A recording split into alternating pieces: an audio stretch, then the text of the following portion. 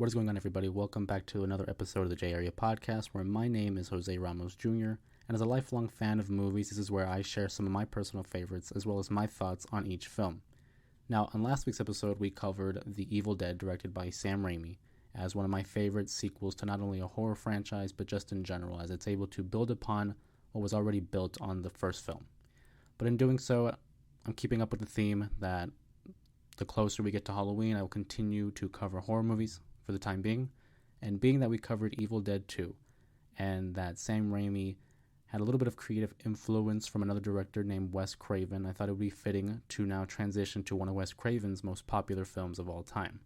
In fact, in Evil Dead 2, there is a small tribute. I'm sure some of you would have noticed that on last week's episode, that during the scene where Ash Williams takes Linda to the work shed, you can see Freddy Krueger's glove hanging above the doorway. Now, with that being said, this week's episode I will be covering A Nightmare on Elm Street, released November 9th, 1984. It's defined as an American supernatural slasher film that's written and directed by Wes Craven, and is deemed one of the greatest horror films to have ever been made. It has spawned a franchise of 9 sequels, a television series, and a comic book series entitled Freddy vs. Jason vs. Ash, demonstrating how Ash Williams, Freddy Krueger, and Jason Voorhees are all technically canon in the comic book universe. And when watching this film, I even noticed that in the credits, there is a special thanks to Sam Raimi, who of course is the director of Evil Dead, and Sean Cunningham, who was the director and creator of Friday the 13th. So it's a nice little continuity between 3 of the most famous horror directors of all time.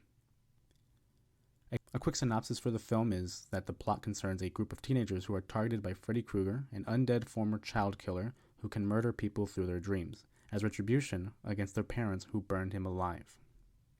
A Nightmare on Elm Street is one of the very first films that was produced by New Line Cinema, thus earning the nickname The House That Freddy Built. And we'll dive into that more so when I discuss the development and the creation of this film. But the cast does include Heather Langenkamp as Nancy Thompson, Robert Englund as the iconic Freddy Krueger, Johnny Depp in his first acting role as Glenn Lance, John Saxon, who you might know from Enter the Dragon, as Lieutenant Donald Thompson, Ronnie Blakely as Marge Thompson, Amanda Weiss as Tina Gray, and Nick Corey as Rod Lane. The creation of A Nightmare on Elm Street is one of my favorite things to have studied in terms of, film and the development of iconic characters as Freddy Krueger and Nancy Thompson. The film itself is inspired by newspaper articles that had been printed in the LA Times among the 1970s, where there were refugees who were fleeing to the United States because of war and genocide in Laos, Cambodia, and Vietnam, and they would begin to suffer from disturbing nightmares and refuse to sleep. In fact, some of the men would actually die in their sleep, and medical authorities and professions had deemed it and referred to it as the Asian Death Syndrome. It is well documented that there was another newspaper clipping that director Wes Craven had read, where it was, again, a young boy, a refugee, and he refused to sleep because he was afraid someone was going to get him in his dreams, to the point where he would receive medication to help him sleep throughout the night. And upon one night, the parents go to the room and they find all the medication that he was supposed to be taking, but he hadn't. They had found a coffee maker in his room, and unfortunately the boy had fallen asleep and he never woke up.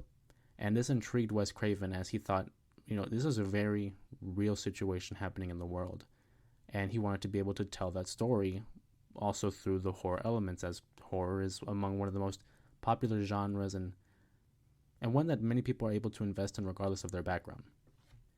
The film itself also contains biographical elements from Craven's childhood, as it was inspired by an incident that happened while Craven was a young boy. One night, Craven saw an elderly man walking on the sidewalk outside his bedroom window. Craven, a young, curious boy, looks out the window, and the man stops and just begins to glare at Craven, and startling him as a young boy, and proceeds to walk off. And that sense of uneasiness and just the frightening image of just a random old raggedy man that Wes Craven had helped him start to develop the idea of what Fred Krueger could become. His name, Freddy Krueger, is actually the name of a childhood bully that Wes Craven had while attending school. In fact, even another film, The Last House on the Left, the villain, his name is shortened to Krug, as another reference to that same bully.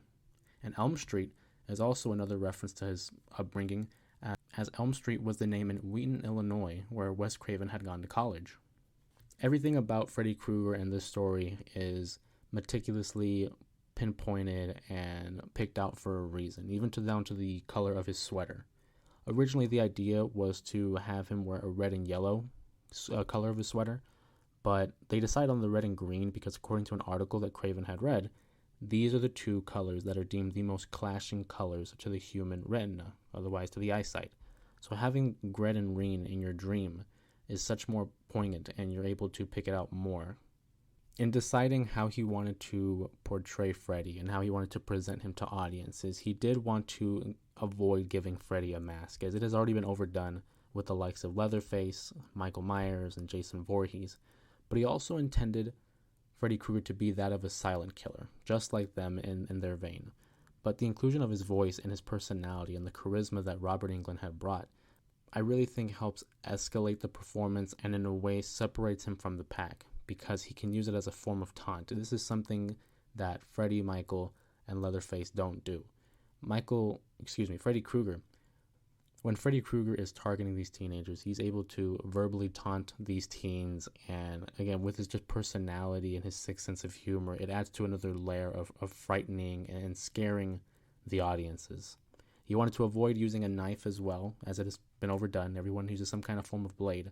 But he originally thought of using a sickle, a type of hook for the weapon, but settled on the bladed glove. And I thought it was interesting having Freddy Krueger use the sickle, the type of hook, because Wes Craven also wanted to go for this modern-day Grim Reaper look for this new character. Although there was a lot of intrigue in what the franchise and the character could bring, the first studio to show interest was actually Disney. But they wanted Wes Craven to tone it down and make it more suitable for children and preteens by making it PG-13, which obviously Wes Craven denied. I just find that very interesting that even back then, in the 80s, Disney was always willing to experiment and branch out and use other avenues to not only build upon their already huge corporation, but just to create more versatile content for audiences. And who would have thought? Can you imagine Freddy Krueger and A Nightmare on Elm Street as one of the many properties that Disney would own? Because I definitely can't. So I'm glad that Wes Craven was able to decline that, because a PG-13 Freddy I don't think is Freddy at all at this rate. Paramount Pictures and Universal would also pass. And finally, an independent company called the New Line Cinema would agree to produce the movie, The House That Freddy Built, essentially. At this point, New Line Cinema was known for just being a production company. They really weren't producing big-time movies. This was their first opportunity to have the budget to present a big-time horror film, and just a big-time film in general. So the fact that Freddy Krueger and A Nightmare on Elm Street became such a hit, it's regarded as the one single property that helped establish this as a newer filmmaking production. As for casting for the character of Freddy Krueger, Wes Craven had originally thought about using a stuntman, as he wanted to have a more physical performance by that of the character. But eventually, they did determine that an actor would be much more suited, as they could bring range to the character.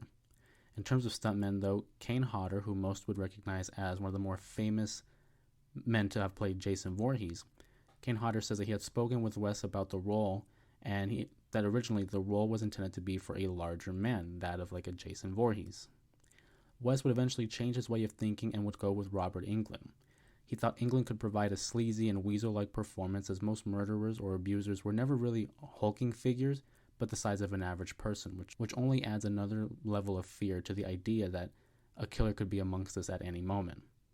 As for the elaborate makeup that Robert Englund would have to put on to portray a burn victim like Freddy Krueger, it would take nearly 3 hours to place all that makeup on, and once he was done with the shoot, he would immediately just start to rip off the pieces like bit by bit as soon as he could.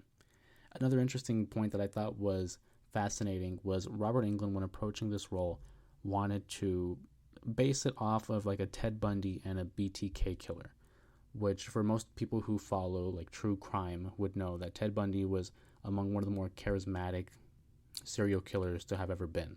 The BTK killer, obviously, for the method in which he would attack his victims, but the level of research and dedication that Robert Englund puts forward this performance is only demonstrated in the longevity and how long it's able to have been established as one of the greatest villains of all time.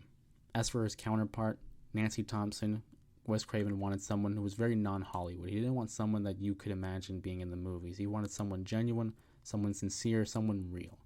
And when auditioning for 200 actresses, they actually narrowed it down to Heather Langenkamp, who I believe is one of the greatest final girls in horror history. Her, along with Sidney Prescott in the Scream franchise, which also so happens to be a Wes Craven creation, I think is one of the best, because not only does she demonstrate this level of intelligence, but the genuine and the sincerity that she also brings in how she cares about her friends, she cares about her family, and how she's very persistent and doesn't back down from Freddy at the end of this movie.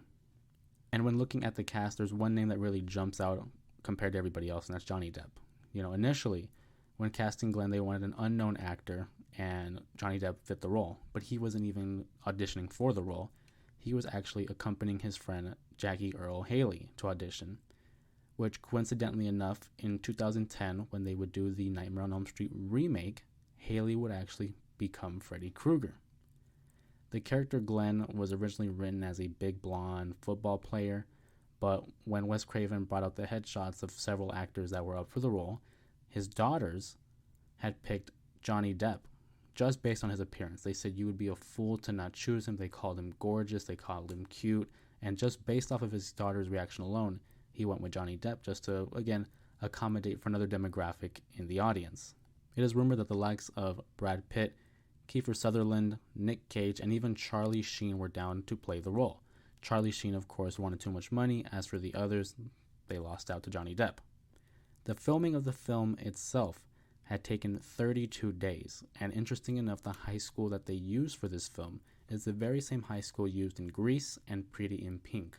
I have very fond memories of watching this film for the first time. I can remember I was 13 years old watching it with my mom and dad. We wanted to watch a scary movie, and my grandpa had had the collection, and he basically gave it to me because he and I are such big movie fans. And I knew about Freddy Krueger, I knew it was a scary movie, and I knew he was one of the most famous villains there were. So I asked, hey, should we watch it? And they said, yeah, go ahead, we'll watch it. And I remember first off thinking wow, this movie is dated because it is 1984, and we had watched it in 2011, I believe. So that was one of my first thoughts. But just the idea, the concept of having a serial killer in your dreams taunting you and targeting you and your friends is very daunting and it's very frightening. I remember that night I had myself trouble sleeping, and I just always go back to this film because that's what happens when it's well done, right? When a film is able to connect with you on such a deep level that it influences you in real life, that demonstrates just how great of a concept and just how well executed the film is. And for that reason is why I deem Wes Craven as one of my favorite directors of all time, not only in the horror franchise, but just in general, because of the ingenuity, the creativity, and the innovative style that he had in terms of filmmaking and storytelling. He is responsible for two of my favorite franchises of all time, that being, of course, Nightmare on Elm Street and Scream, and his influence on the horror world cannot be overstated. It's one of the most well-rounded careers, having established himself with films like The Hills Have Eyes, The Last House on the Left, and the previous two franchises I've already mentioned. But with that being said, we're going to go ahead and dive in and recap the film scene by scene. So we go ahead and we open the film with an individual working on a glove and attaching knives to it. It's a very interesting way to open up a film because we're not meeting any of the protagonists, but we're meeting the central villain of the franchise and seeing how he developed the weapon of choice. The title card comes out, and one of the loudest title cards I've ever seen, and we're now introduced to the character of Tina Gray, who was awakened from a nightmare where a disfigured man, Freddy Krueger obviously, with a bladed glove attacks her in a boiling room. Tina awakens with 4 slashes on her nightgown, demonstrating that is it a dream or is it reality, and now introducing that idea of what's real and what isn't. What I find interesting in this opening scene is Tina, she sees and hears lambs. Of course, this is a play on the phrase, like a lamb to the slaughter, which is a phrase that originated in the Bible and means an innocent and helpless creature that is unknowingly in danger, which is an appropriate description of how Tina and her friends are going to endure, the next hour and a half from Freddy Krueger. So already from then, Wes Craven is diving into the underlying themes and demonstrating metaphors. And it's just little messages like that that foreshadow what's going to happen in this film that I really enjoy. This opening is well done, introducing the villain, introducing one of the characters that's going to be, the protagonists, and it really builds on the suspense. We hear whispers of Freddy Krueger calling out to Tina, and Tina not knowing what's going on, and even being in an unfamiliar location. You have that sense of dread just building and building until finally Freddy comes out and attacks her, and again, we're awakened in Tina's reality. The next morning, Tina meets up with her friends Nancy Thompson and Glenn Lance as they go to school, and they also reveal to her that they had similar dreams the night before, already begging the question of, is this connected? How are they having these dreams? Why are they having these dreams? And later that night, the group of friends decide to stay with Tina in order to help her feel safe and, just bond together and ensure that she has a safe night of sleep. During one of the conversations, Nancy Thompson shares with Tina that she had a similar dream of that same disfigured man. And what some people laugh at, there's a scene where she's explaining to Tina how the knives for fingers make like this screeching noise. And I can see where some people would laugh at it because if it's maybe cringe or the fact that it's 80s content. But if you're watching this in the dead of night, and again, not knowing what's going to happen and being introduced to this character, just the level of gravity in Nancy's voice and her delivery of how she describes Freddy, how she describes the sound of the screeching, again, building and building upon the already established suspense that has been brought to everyone's attention.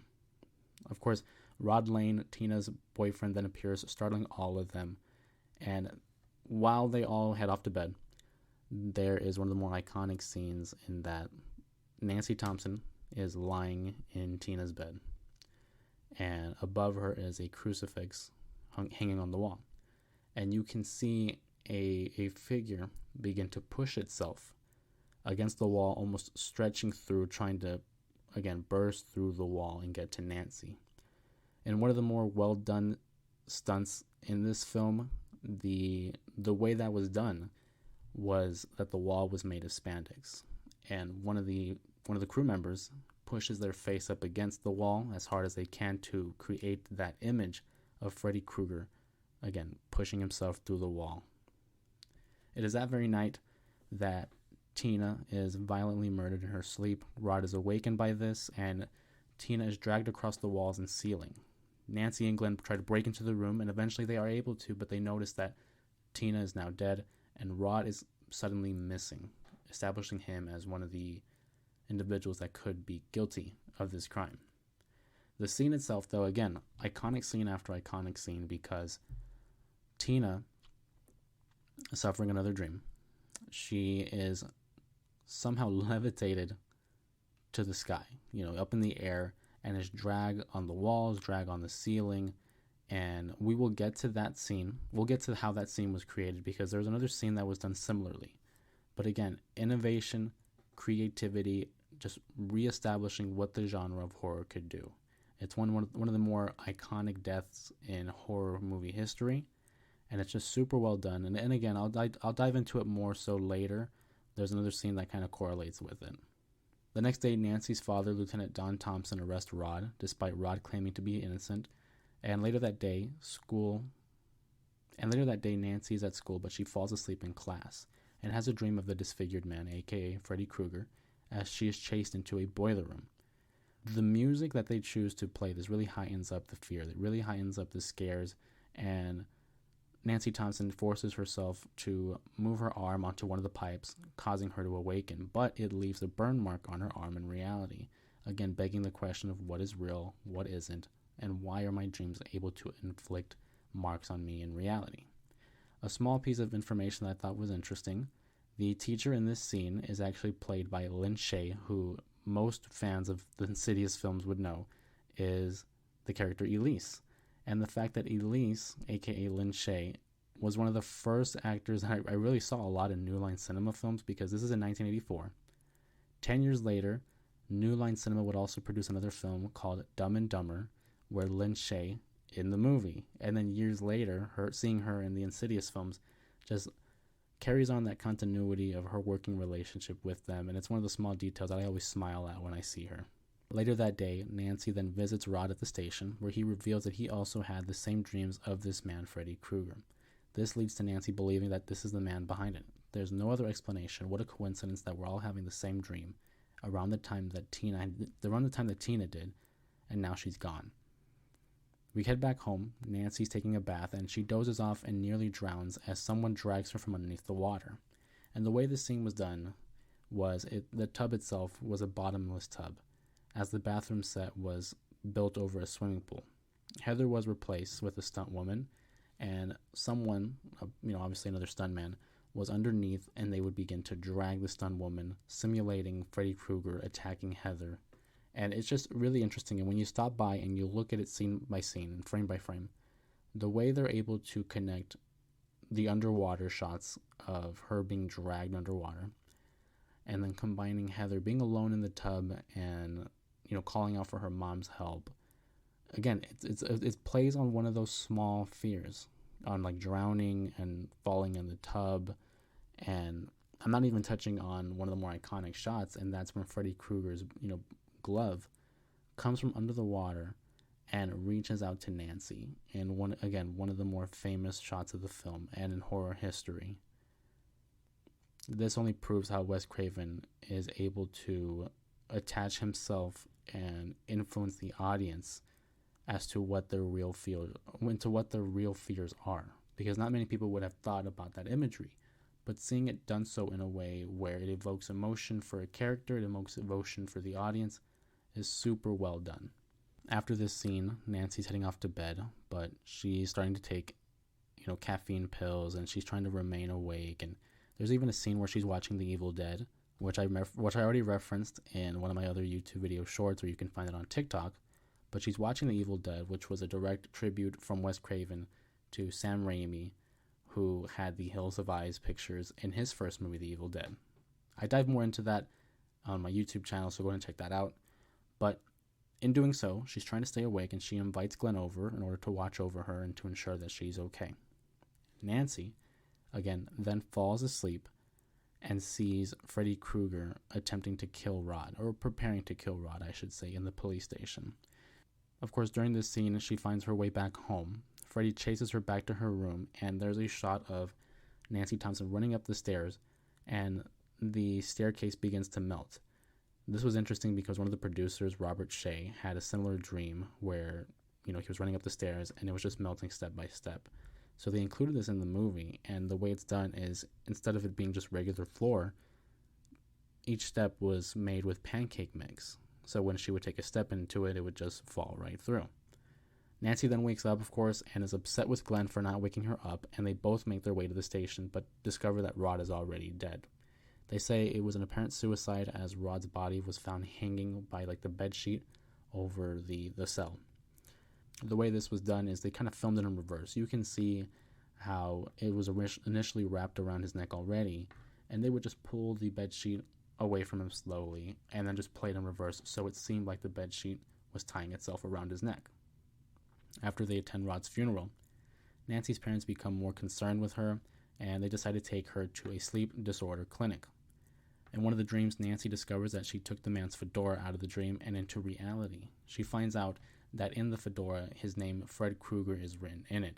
And in doing so, we're also foreshadowing what's going to happen in the final act, and that Nancy is able to pull things out from her dreams into the real world.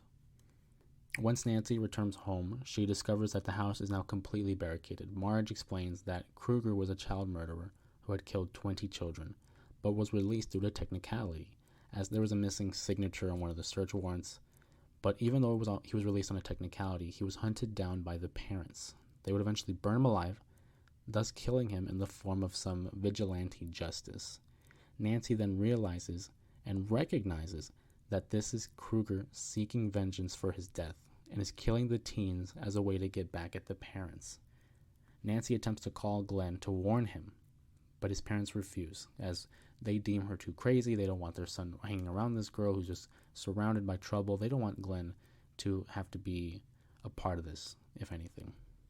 Glenn is then killed in his sleep, because eventually he falls asleep. And the geyser scene is such an interesting scene, because again, it goes back to the same room that was used on the set of Tina's death. What they do is it's a revolving room. The cameraman and Craven were mounted to these seats that were fixed, meaning that they wouldn't move. They were set there, they wouldn't move. They were fixed seats.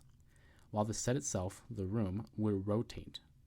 The crew would then pour the blood through the bottom of the bed. So what looks like right side up to us is technically upside down when they're filming. So they're just dumping blood through the bed, so it looks like it's shooting up to the ceiling.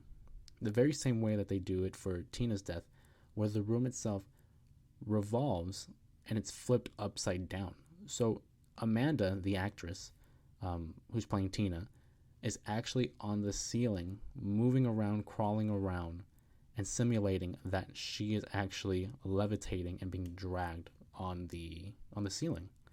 Not many people would have thought of this, and I think it's one of the more elaborate stunts done in this movie, because keep in mind this movie didn't have the greatest of budget. It was around $1 million mark, but again, it was able to create such a vivid and poignant memory for many movie fans, for many horror fans. And after this scene, police are called to the Lance household. Nancy waits for her mother to fall asleep, and she asks her father, who was across the street at Glenn's house. She asks him to break into their own home in 20 minutes because she's going to go find this guy. She's going to go bring this guy into reality. Of course, no one believes her. The adults are so dismissive. They say that she needs to take some rest and can go to sleep. Nancy knows what she's doing, and she's headstrong, she's stubborn, and I think that's why she's demonstrated as one of the more stronger, independent female leads and final girls in horror history. After she warns her father and she begs him to break into the house in 20 minutes, Nancy begins setting up traps around the house in order to pull Krueger into the real world. And what is one of the more funny scenes, unintentionally funny scenes, she's setting up the house as if it was Home Alone, Kevin McAllister style. But she says in 20 minutes, come to the house when I have him. You mean to tell me that she builds these contraptions? She's building the sledgehammer that's going to sling downway when the door opens. She has a light bulb that is going to burst into flames. She has a tripwire. She has all these elaborate traps that she builds in under 10 minutes? Because how long does it take her to fall asleep? I don't know. But nonetheless, this leads to Nancy lighting Freddy on fire in the basement. Nancy runs to the front door to call to her father, and as he enters, they realize Freddy is now out of the basement. They find his footprints on fire, nonetheless, and they follow it upstairs to Marge's bedroom, where they discover he is smothering her as he burns. Dawn gets a blanket to extinguish the fire, and Freddy and Marge disappear. Alone in the bedroom, Freddy reappears, but Nancy realizes that he feeds on their fear, so she turns her back on him and ceases to fear him, causing him to disappear. Nancy is now outside with her mother, and her friend's still alive intact, as they enter Glenn's convertible. So they go to school, but the top of the convertible comes down really aggressively, which the actors weren't prepared for. That was an actual reaction to the top coming down. But if you notice, the top of the convertible is red and green, the color of Freddy Krueger.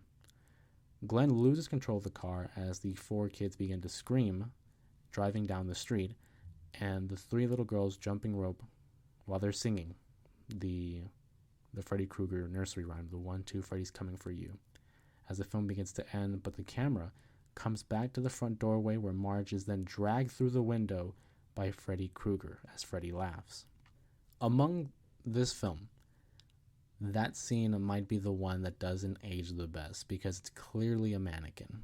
And of course, you have to suspend your disbelief when it comes to certain films, and this is one of those films. This is one of those scenes where you have to suspend your disbelief and just believe that it's her, because it is so obviously a mannequin, and the way they're able to pull her through so quickly, you can tell that this was done only a few times. They really didn't spend a lot of time on it, but you can recognize that's how they were going to end the film. And funny enough, this wasn't even supposed to be the original ending.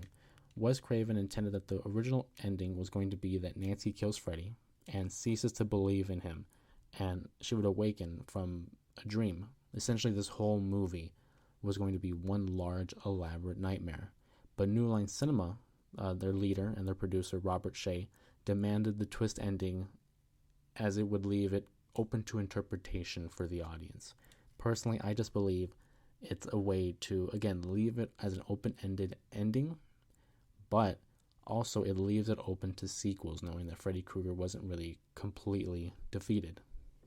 This film itself has a special spot in my heart. As I mentioned earlier, it was one of the more earlier horror films, slasher films for that matter, that I was exposed to. But again, upon researching for this film and really recognizing the underlying themes that Wes Craven attaches to this film, how Freddy exclusively attacks teens, and in a sense it's a form of symbolism for the traumatic experiences that teens and adolescents endure that will force them to be the person that they are going to be for the rest of their life. Also, the children essentially are paying for the sins of the parents. What these parents had done 20 years before, or however many years before, the children are now paying for it. And the parents, thinking that they were doing good, have now unknowingly unlocked a new horror for their children to experience. And now it is their responsibility, unfortunately, not their choice at all, but it's their responsibility to fight off this evil entity that the parents essentially unlocked. The parents, of course, thinking they've done right by their kids, thinking they've done right by the community, are damaged. Many of them you can see here are alcoholics or taking some form of drugs. This film itself, the protagonists are the youth, are the teens. Because with Freddy Krueger obviously being the main antagonist, the parents don't necessarily help at all. They're very dismissive. They don't believe what's going on with these kids, whether it's the teacher, whether it's the cops, whether it's the parents. They don't really provide any level of support to guys like Glenn, Nancy, Tina, Rod. They're left on their own, having to fight Freddy by themselves.